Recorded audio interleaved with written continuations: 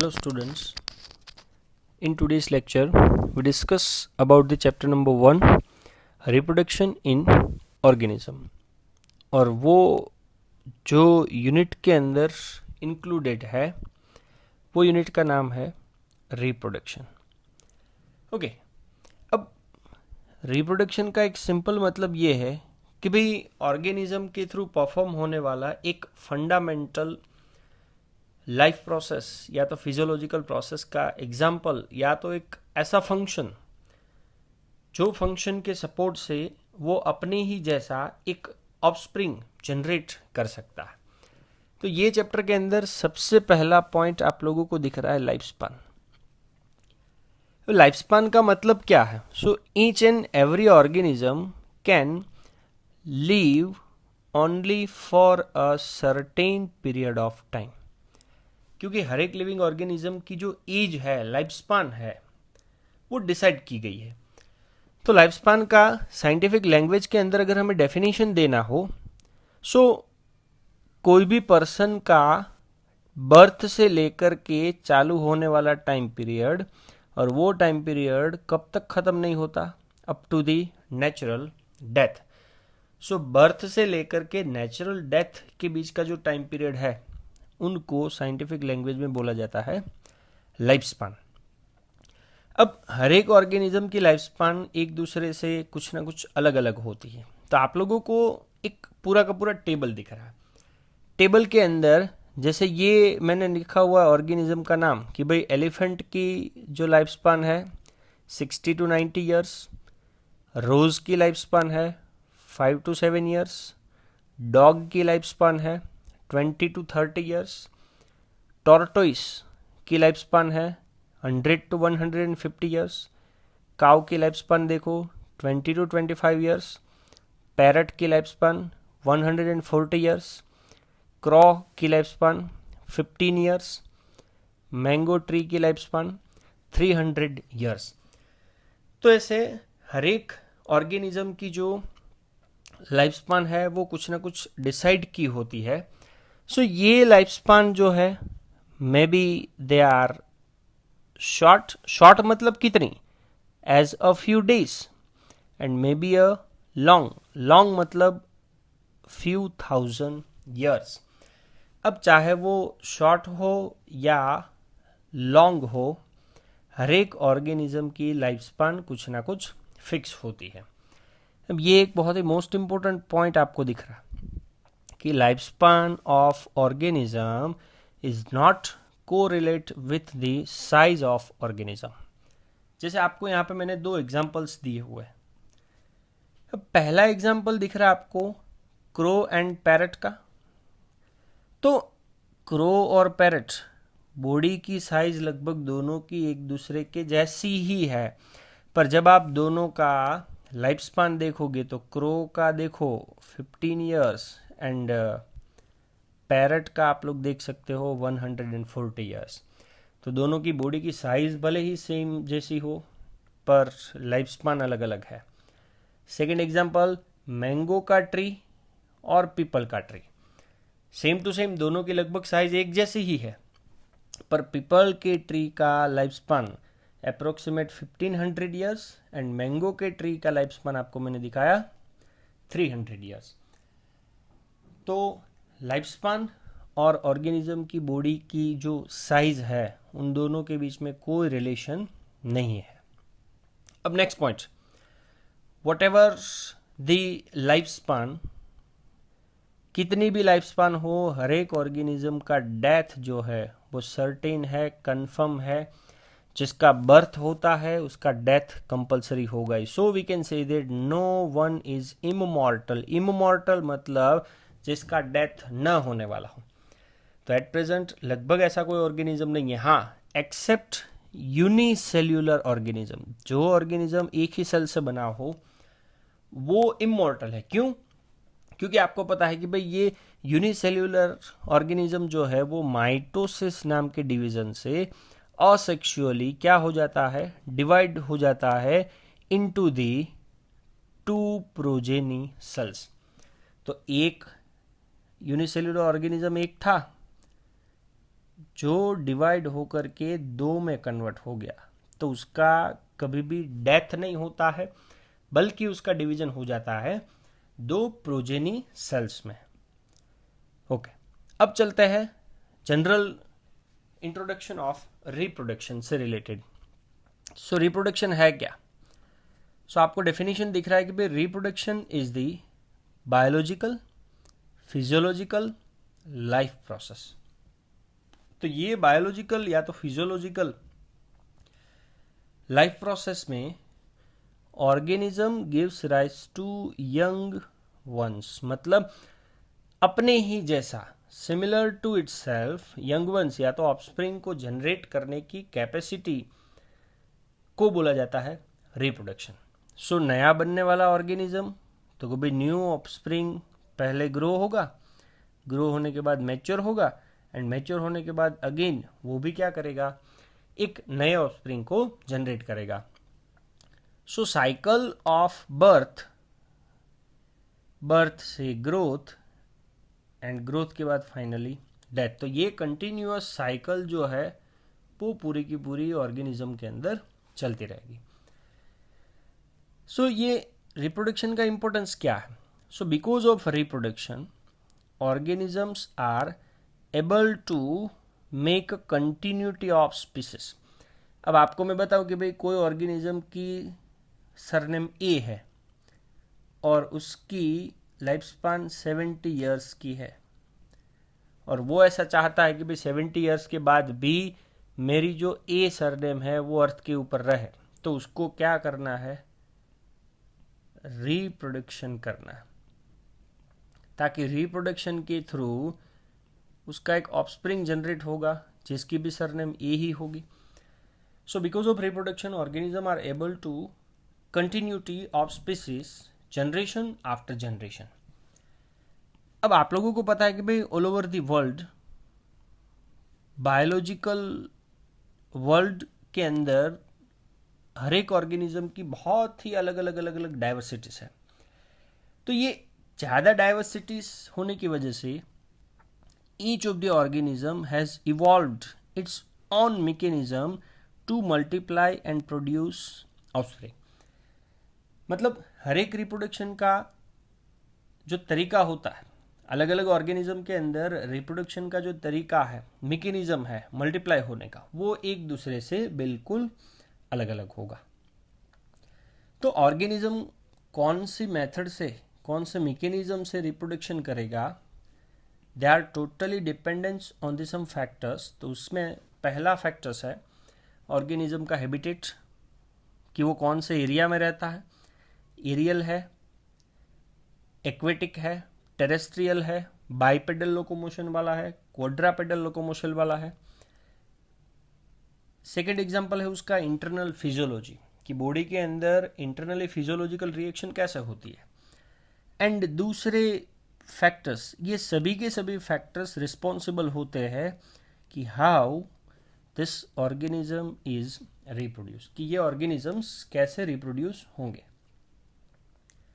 Basically आप लोगों को पता ही है कि भाई रिप्रोडक्शन के अलग अलग दो टाइप्स होते हैं। Number 1 is the asexual and number 2 is the sexual. तो डिफरेंस मैंने यहाँ पे लिखे ही हुए है कि पहला डिफरेंस ये है कि असेक्सुअल के अंदर सिंगल पेरेंट का इन्वॉल्वमेंट होगा, वेयर सेक्सुअल में दो पेरेंट का इन्वॉल्वमेंट होगा। असेक्सुअल के अंदर ना ही फॉर्मेशन होगा और ना ही फ्यूजन होगा, किसका, गैमेट्स का। वेयर सेक्सुअल में इससे उल्टा, फॉर्मेशन भी होगा एंड गैमेट का फ्यूजन भी होगा। डिफरेंस नंबर 3, अब गैमेट का फॉर्मेशन ही नहीं हुआ, फ्यूजन ही नहीं हुआ, तो आपको पता चल ही सकता है कि भाई जाइगोट का फॉर्मेशन होना पॉसिबल नहीं है। वेयर यहाँ पे देखोगे तो जाइगोट का फॉर्मेशन होगा, क्योंकि गैमेट्स का फॉर्मेशन और फ्यूजन भी हुआ था। नंबर 4, असेक्सुअल रिप्रोडक्शन में खाली सिंगल पेरेंट्स इन्वॉल्व होने की वजह से वेरिएशन नाम की प्रोसेस आपको इसमें नहीं दिखेगी, वेरेज सेक्सुअल के अंदर वेरिएशन नाम की रिएक्शन होगी। नंबर 5, अब यहाँ पे ऑफस्प्रिंग और पेरेंट्स एक दूसरे से आइडेंटिकल होते हैं, मतलब both are copy of each other, whereas यहाँ पे ऑफस्प्रिंग एंड पेरेंट्स खाली एक दूसरे से रिलेटेड होंगे, but they are not identical to each other. And last difference, asexual reproduction के अंदर आपको पता है माइटोसिस नाम का डिवीजन होगा, वेरेज सेक्सुअल रिप्रोडक्शन के अंदर कौन सा डिवीजन होगा, मियोसिस. ओके, अब पहले हम लोगों को ये चैप्टर के अंदर पूरा का पूरा डिस्कस करना है असेक्सुअल रिप्रोडक्शन. तो असेक्सुअल रिप्रोडक्शन के बारे में थोड़ा सा डिस्कशन तो हमने ऑलरेडी किया ही है कि भाई असेक्सुअल रिप्रोडक्शन के अंदर सिंगल इंडिविजुअल जो पेरेंट के नाम से जाना जाएगा are capable of produce offspring. तो असेक्सुअल रिप्रोडक्शन के थ्रू बनने वाला जो ऑफस्प्रिंग होगा, they are not only identical but it is the exact copy of their parents. So हम लोग बोल सकते हैं कि भाई पेरेंट और ऑफस्प्रिंग जेनेटिकली एंड मॉर्फोलॉजिकली दोनों एक दूसरे से हूबहू आइडेंटिकल, दोनों एक दूसरे की एग्जैक्ट कॉपी होगी. तो कॉपी को साइंटिफिक लैंग्वेज में एक वर्ड दिया जाता है और वो वर्ड का नाम है क्लोन. तो कॉपी या तो क्लोन का मतलब क्या है कि भाई ऐसे इंडिविजुअल्स, जो इंडिविजुअल्स अगर आप मॉर्फोलॉजिकली बोलो या तो जेनेटिकली बोलो, दोनों एक दूसरे से बिल्कुल सिमिलर हो, तो उसे साइंटिफिक लैंग्वेज में आप लोग बोल सकते हो या तो कॉपी या तो क्लोन. ओके, अब ये असेक्सुअल रिप्रोडक्शन ज़्यादातर कौन से ऑर्गेनिजम्स में दिखेगा. So this asexual reproduction mostly observe within the single cell organism. दूसरा, प्लांट्स और एनिमल्स के अंदर भी दिखता है, पर कंडीशन क्या है कि उनका ऑर्गेनाइजेशन, बॉडी का जो कॉम्प्लेक्सिटी है वो एकदम सिंपल होगा, तो उसके अंदर असेक्सुअल रिप्रोडक्शन दिखेगा. जैसे कि आपको पहला एक एग्जांपल दिख रहा है, मैंने यहाँ पे ये मार्क किया हुआ है, प्रोटिस्टा एंड मोनेरा. तो ये प्रोटिस्टा और मोनेरा नाम के ऑर्गेनिजम्स के अंदर या तो खुद ऑर्गेनिज्म या तो पेरेंट का cell divided into the two which gives rise to a new individual. Listen, अब मैं डायग्रामेटिक पर्पज आपको दिखा देता कि भाई ये है पेरेंट सेल या तो ऑर्गेनिज्म. अब वो पेरेंट सेल या तो ऑर्गेनिज्म एक में से दो में जनरेट हो जाएगा. तो यहाँ पे मोड ऑफ रिप्रोडक्शन कौन सा होगा, तो मोड ऑफ रिप्रोडक्शन और कोई नहीं होगा पर उसका सेल का डिवीजन. तो सेल का डिवीजन कौन सा, तो कोई माइटोसिस. तो cell division mitosis is become a mode of cell division, या तो यहां पे हम लोग लिख सकते हैं मोड ऑफ रिप्रोडक्शन. तो मोड ऑफ रिप्रोडक्शन और कुछ नहीं है बल्कि वो खुद क्या है, सेल डिवीजन. अब असेक्सुअल रिप्रोडक्शन से रिलेटेड हमें 3 एग्जाम्पल डिस्कस करने हैं. एग्जाम्पल नंबर 1, जिसमें अमीबा का एग्जाम्पल लिया हुआ है कि भाई binary fission within the amoeba. तो अमीबा आपको पता है यूनिसेल्युलर ऑर्गेनिज्म है. उसका जो पेरेंटल सेल है they are divided into the 2 halves, मतलब 2 इक्वल पार्ट में उसका डिवीजन होगा and each rapidly grow into the adult. अब आप डायग्राम देखो, तो डायग्राम के अंदर आपको दिख रहा है कि भाई ये पेरेंटल सेल है, वो पेरेंटल सेल के अंदर का ये आपको न्यूक्लियस दिख रहा है. तो पहले ये डिवाइड हुआ nucleus, so first one is the nucleus divide. Nucleus divide होने के बाद ये डिवाइड हुआ साइटोप्लाज्म. तो साइंटिफिक लैंग्वेज के अंदर आप न्यूक्लियस डिवाइड होगा उसे बोल सकते हो कैरियोकाइनेसिस, एंड साइटोप्लाज्म डिवाइड होगा उसे बोलोगे cytokinesis. So finally parental cell एक था और उसमें से आप लोगों को 2 डॉटर सेल मिल गए. तो ये फर्स्ट एग्जांपल हुआ binary fission within the amoeba. Example number 2, budding in yeast. Same to same mechanism, ये आपको दिख रहा है पेरेंटल सेल. तो ईस्ट के अंदर डिवीजन कैसा होता है, अनइक्वल. अनइक्वल डिवीजन की वजह से small buds are produce that remain attach initially to the parental cell तो ये पेरेंटल सेल है। लिसन, ये पेरेंटल सेल के साथ ये जो मैं मार्किंग कर रहा हूँ वो सभी के सभी क्या है, बर्ड्स है। तो अनइक्वल डिवीजन की वजह से small buds are attach to the parental cell which are eventually get separated. पर कब सेपरेट होगा, तो भाई पेरेंटल सेल से न्यूट्रिशन लेते लेते जब वो साइज में थोड़ा सा बड़ा हो जाएगा और जब वो मैच्योर होता है तब पेरेंटल सेल से वो सेपरेट होगा and they are convert into the new yeast organisms. तो ये था example number 2, budding within the yeast. ऐसा ही एक थर्ड एग्जाम्पल है, sporulation within the amoeba. तो ये रहा एग्जाम्पल नंबर 3। अब आप लोगों को पता है कि भाई अमीबा का कोई फिक्स शेप नहीं होता है। According to the environmental condition वो अपना शेप चेंज कर सकता है। तो अब स्पोरुलेशन का मतलब, तो ये पहले तो मैं आपको बता दूं प्रोसेस कब होती है, during the time of unfavourable condition. Unfavourable condition मतलब एनवायरमेंटल फैक्टर अगर अमीबा के ग्रोथ के लिए सूटेबल ना हो तब क्या होता है। तो सबसे पहला पॉइंट है अमीबा विड्रो इट्स स्यूडोपोडिया। आपको पता है स्यूडोपोडिया का मतलब है फॉल्स पिट। तो यहाँ पे डायग्राम में आप देखते जाओ, ये फर्स्ट फेज। तो पहले अमीबा के ये जो स्यूडोपोडिया है वो आप लोगों को दिख रहे थे। दूसरे डायग्राम में उसने अपने स्यूडोपोडिया को विड्रॉ करके शेप कैसा बना दिया अपना, राउंड। ओके, राउंड शेप बनाने के बाद it secrete 3 layered hard covering substance. तो वो 3 लेयर वाले हार्ड कवरिंग सब्सटेंस को बोला जाता है सिस्ट अराउंड इट। तो ये जो 3 लेयर का सिस्ट बना, तो ये सिस्ट का फॉर्मेशन होने की प्रोसेस को साइंटिफिक लैंग्वेज में बोल सकते हैं एनसिस्टेशन। तो ये रहा एनसिस्टेशन। चलो, सिस्ट का फॉर्मेशन हो गया। अब जब फेवरेबल कंडीशंस वापस आती है तो आपको मैं सिस्ट के अंदर का न्यूक्लियस दिखा देता हूँ। ये रहा उसके अंदर का न्यूक्लियस। अब जब फेवरेबल कंडीशंस वापस आती है, so when favourable condition is written,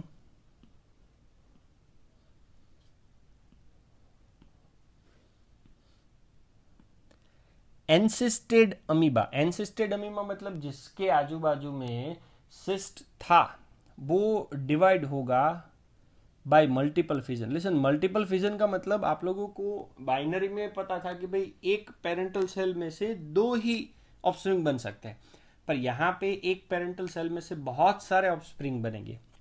तो मल्टीपल फिजन से अमीबा डिवाइड होगा and produce many minute amoeba. तो ये बहुत सारे अमीबा बनेंगे, उसको साइंटिफिक लैंग्वेज में बोला जाता है स्यूडोपोडियोस्पोर। तो आप लोगों को ये चौथा डायग्राम दिख रहा है, ये डायग्राम देखो। तो इसके अंदर ये जो बहुत सारे आपको पर्पलिश कलर के डायग्राम्स दिख रहे हैं, तो वो और कुछ नहीं है, it is a daughter cells. पर अभी भी सिस्ट बाहर आप लोगों को दिख रहा है, ये रहा सिस्ट। अब लास्ट पॉइंट क्या है, तो कि भाई फेवरेबल कंडीशंस तो वापस आ गई, तो ये सिस्ट की जो वॉल है वो ब्रस्ट होगी। ब्रस्ट का मतलब है टूटेगी। तो सिस्ट की वॉल ब्रस्ट होगी, टूटेगी and spore are liberated. Liberate का मतलब है रिलीज होना।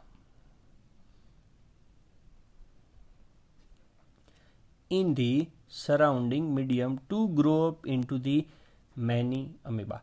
तो आप लास्ट अगर डायग्राम देखोगे ये वाला, तो यहां से आपको दिख रहा है कि भाई सिस्ट आर ब्रेक। तो ये सिस्ट ब्रेक होने की वजह से बहुत सारे अमीबास आप लोगों को बाहर सराउंडिंग मीडियम के अंदर दिख रहे हैं, जिसको साइंटिफिक लैंग्वेज में बोला जाता है स्यूडोपोडियोस्पोर।